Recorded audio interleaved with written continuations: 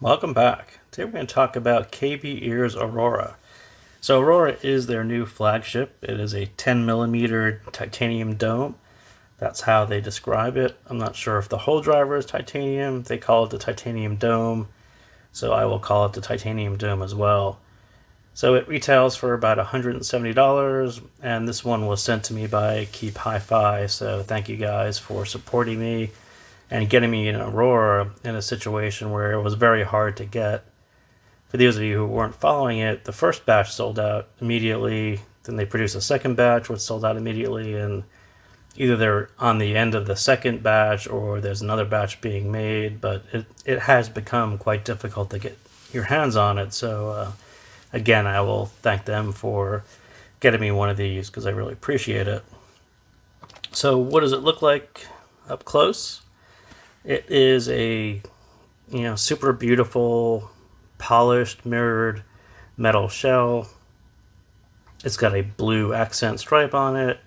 It's got a little 3D accent piece right there to break up the shape. But yeah, it is a beautiful looking polished metal shell, 1DD. This isn't the stock cable. This is actually nice HCKs. Space Cloud, so I will kind of get to that in a second, why I'm using Space Cloud as opposed to the stock cable, which actually is another nice electric blue high quality OCC cable. Very nice. This is 3.5mm. I typically use balanced out on 2.5, so I usually swap cables anyway.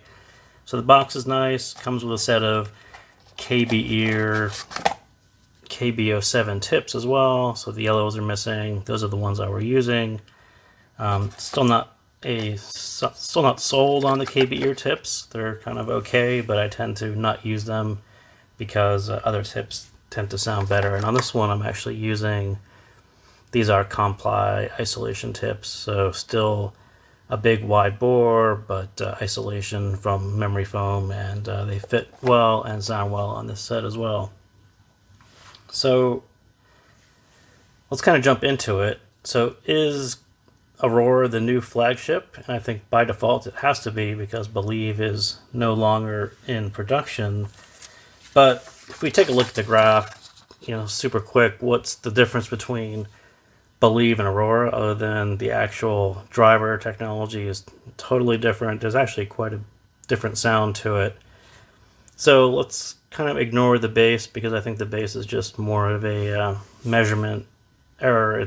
They're very close to each other. The only difference is that Larry Fulton actually measured the decay, and the decay is a little longer on Aurora than it is on Believe. So it sounds a bit deeper, maybe a bit thicker. You get more of a note weight. So ignore. Don't necessarily mean that Aurora had that much more bass than Believe. They're very close. So the mids follow the general same shape, and then as you get into the whole upper range, you'll see the difference is that Aurora took it down quite a bit. And for me, it sounds much more like a Blon upper range as opposed to what Believe sounded like. Maybe that was intentional, maybe not. But so when we look at it against an 03, a Blon 03, you'll sort of recognize. So the Blon had, again, this heavy note weight, kind of a slower driver. Aurora brought down that bass level a little bit, same exact mids, and then you'll recognize this little 2 to 4K bit on the 03 was a bit low, and the 01 brought it up a little bit. And then the rest of the whole upper range, you'll see the 03 didn't have the extension, and it kind of dropped off and rolled off a little early. Aurora brings it out a little wider, but still at a reduced fatigue-free level. And that's, maybe more like the 01 is really what's the closer one. So the 01 still had a little more bass, kind of the midsection was about the same, but then the 01 changed the 03 recipe and brought up the 2 to 4K even higher.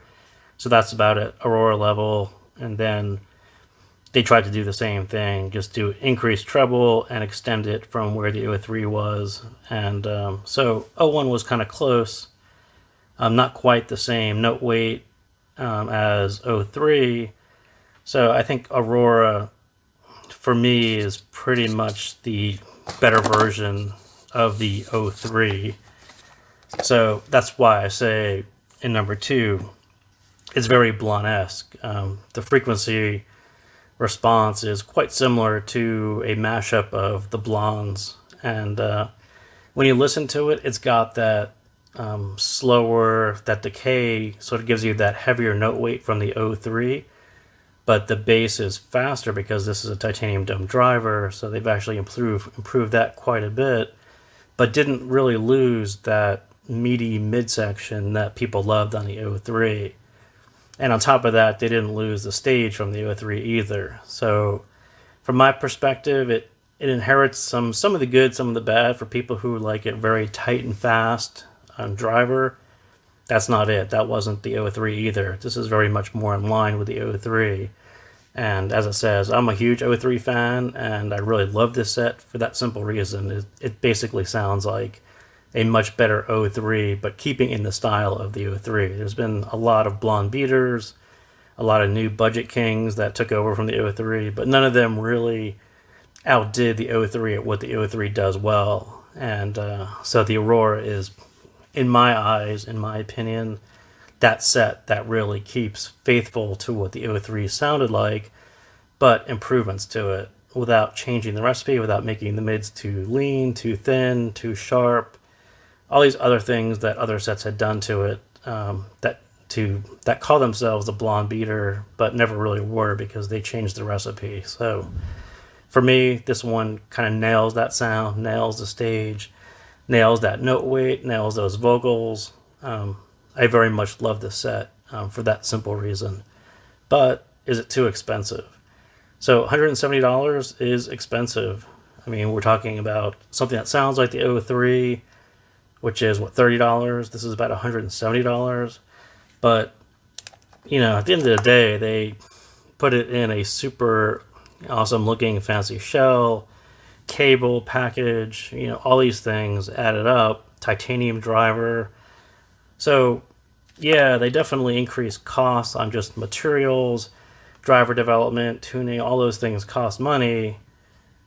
But at the end of the day, it's $170 on a set that I love. So for me, I just can't say it's too expensive, because if I paid $170 for it and love it, then, you know, it's priced right.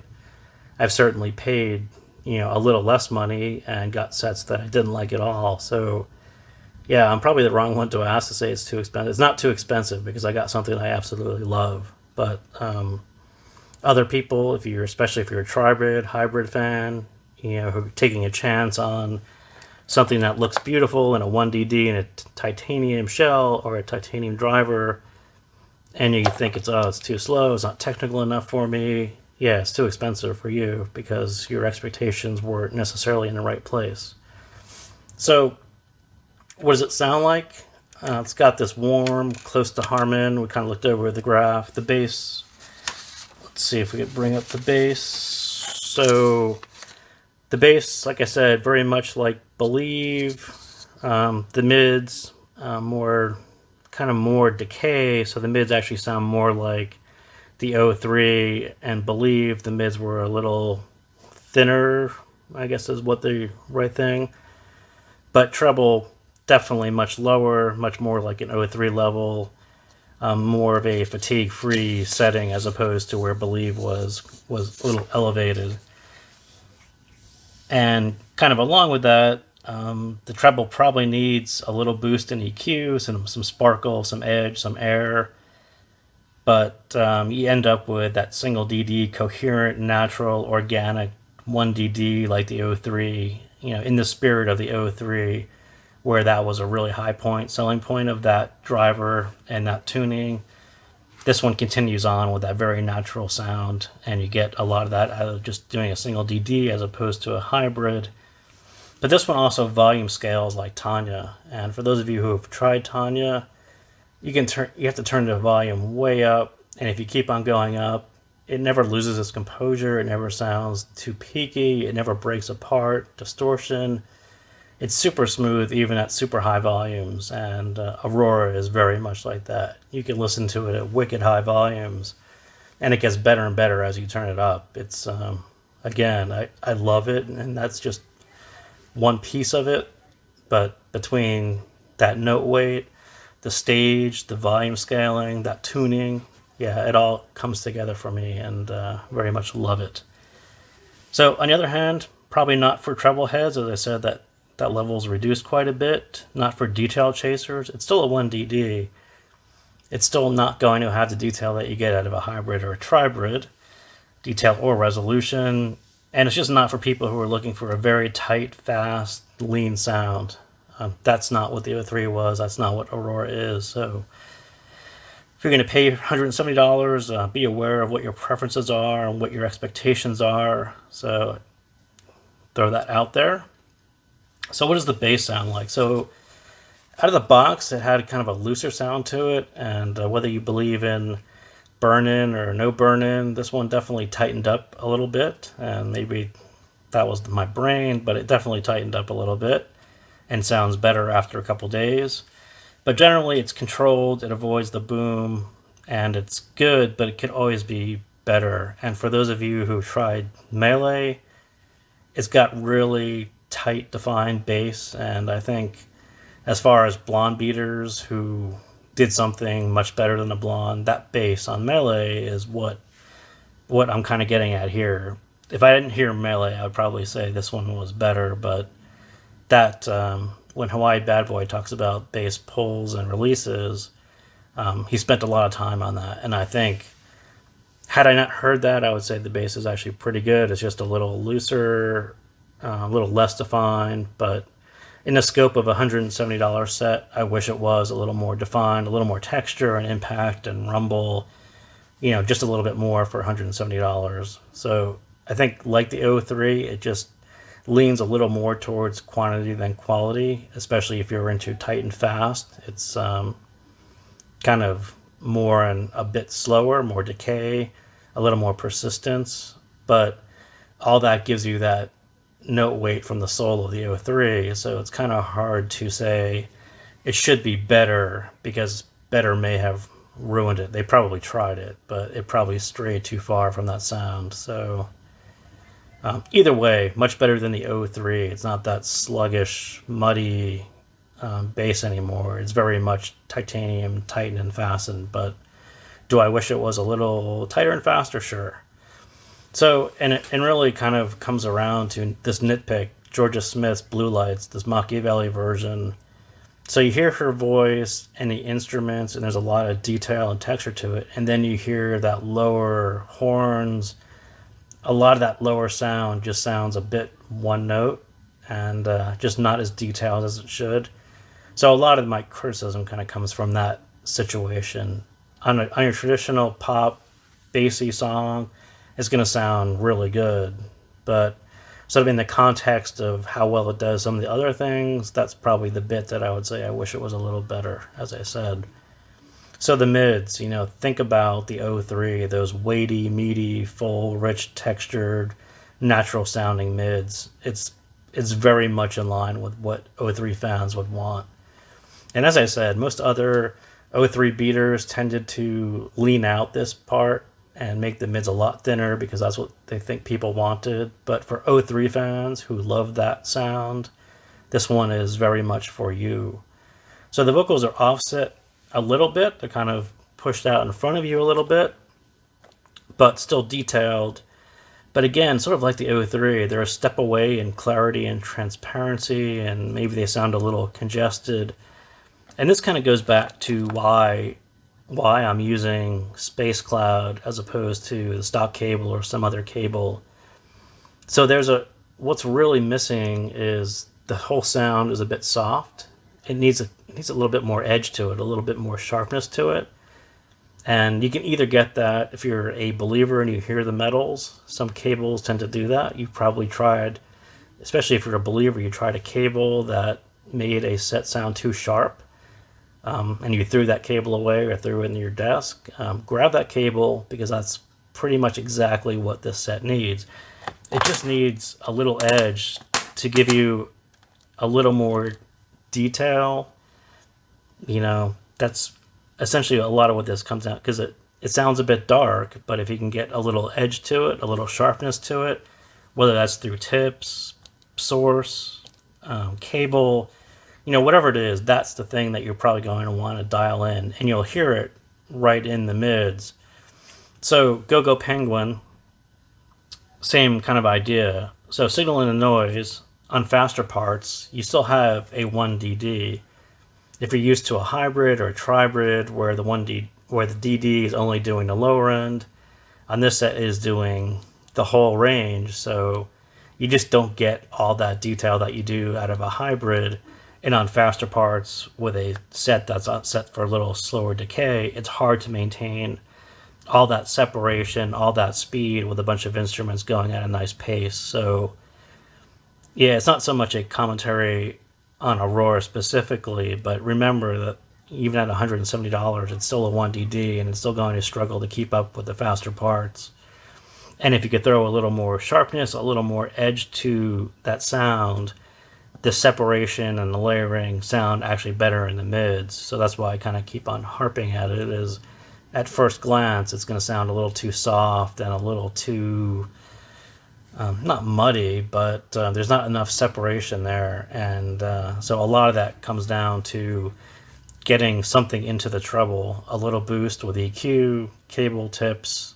Do think about that when you're dialing this one in. It really needs a slight opening on the mids just to make it sound a little better. So yeah, sorry for harping on that, but it's $170, and I want everyone to enjoy this set as much as I do. So the treble, very much like 03, like I said, we looked at the graph. It's got this lower level. It's extended, but at a lower level, and it keeps the fatigue down. The volume scaling is off the scale, and the treble just never bothers you because of that level. But at the other end, it comes off as a bit dark for some people, and you need that edge, you need some more sparkle, some more air. So either EQ it, if you're a believer, cable it. If you're a tips believer, tips. If you have a more neutral analytical source, that's probably going to pair better with a thicker note weight like this guy. So either way, the treble sounds really nice because it's a 1DD and you get all those advantages of coherence. But again, a little too dark, a little bit soft. EQ is going to help you with some air, some edge, some dynamics, and separation. So I do very much like it without EQ. And for you believers, I actually don't use EQ with this cable in particular. But I was, up until this cable, I was using it with EQ, and I think it sounds better with EQ. And I like it more with EQ as well. So, but it really comes down to a preference. Some people like that lower level of treble because it's very non-fatiguing. But then you listen to Georgia Smith's Blue Lights and you hear those strings in the background and you're like, yeah, they're breaking up a little bit. Maybe they're a little grainy. So your level of preference, you might want to dial this one in to get those strings a little more solid, to add a little more air, to make everything sound a little more dynamic than flat, because kind of out of the box at a lower level of treble, I think especially the strings sound a little bit flat. But so do dial that part in. So stage, as I said, this one is very much in line and slightly better than the 03. It is a head-filling 3D space, lots of height, width, and depth. The vocals are pretty much pushed into the center of that space, and there's sounds all over your head. Lots of stuff above you, lots of stuff in a very continuous 3D space. So yeah, I think they absolutely nailed that, and if they didn't nail that part, I probably wouldn't love this set at all. I would say it's too expensive, but to carry over everything from the 03, those mids and that note weight and that bassy sound, that richness and that texture, and then to also bring along the stage, that's why I say this one is the complete package for people who love that type of sound. So fans of stage space will rejoice on this one.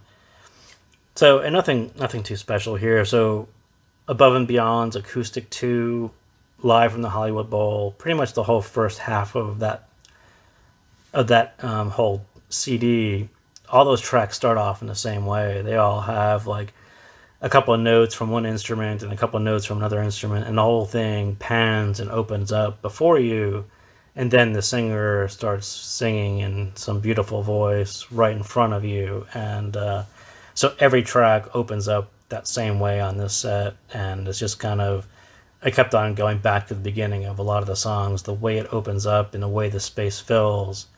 Very much like the 03, very much like some of your higher end big stage sets. They pretty much nailed that part very well, and I love it just for that part. I could forgive some of the speed, it's not as fast as some of my hybrids, the decay, that should have been a little less, but they all wrapped it up into a package that has the soul of the 03, so I'm not going to fault them for that, and I love it for that as well. So again, thank you guys for tuning in, and I will see you next time.